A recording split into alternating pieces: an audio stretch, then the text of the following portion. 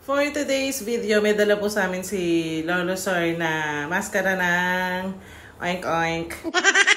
So alam na this, hindi to ulam no. Sinala nga pala ni Jayan sa pressure cooker ng 20 minutes. And then after 20 minutes, hinango na po niya. After niya hanguin, nilinis niya muna, may mga balabalahibo pa yan kasi sinunog niya ng butane para madali ro alisin.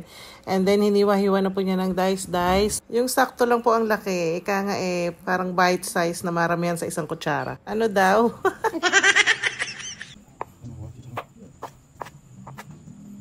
Nagiwa na rin po siya ng sibuyas na puti at saka yung onion leeks.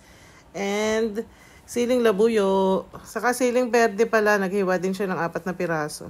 Ayan po yung mga sangkap na gagamitin niya sa kanya. Hindi ko alam kung sisig yun or dinakdakan. Mag-start na po siya magluto. Actually, luto na yung yung mascara na yun . Hiniwa-hiwa na lang niya. So, nag-init siya ng mantika sa kawali. Lalagyan niya ng sibuyas. At ilalagay niya yung hiniwa-hiwa niya kanina. Then, dyan niya i-mix-mix sa kawali.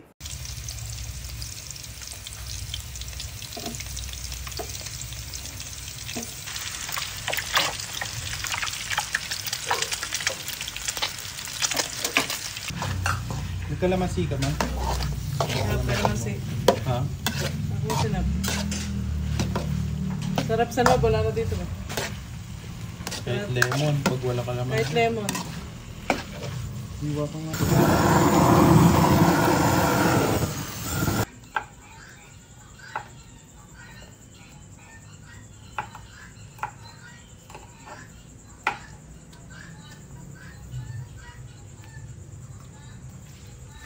After po nalagay yung sibuyas at yung mga sili-sili sa ibabaw, nilagyan na rin niya ng Kewpie mayo. And then pinigaan niya po ng 5 pirasong kalamansi. 5 yata or 6 yan. Medyo madami kasi yung yung karne.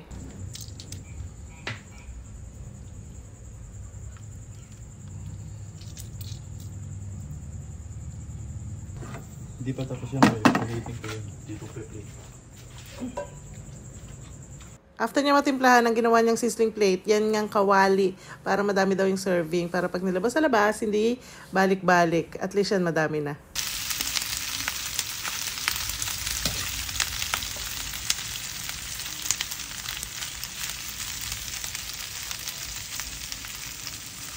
Nilagyan din niya chicharon sa ibabaw.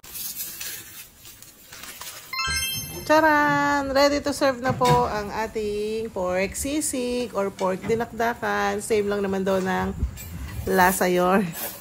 So, bawal sa akin. Tikim-tikim lang.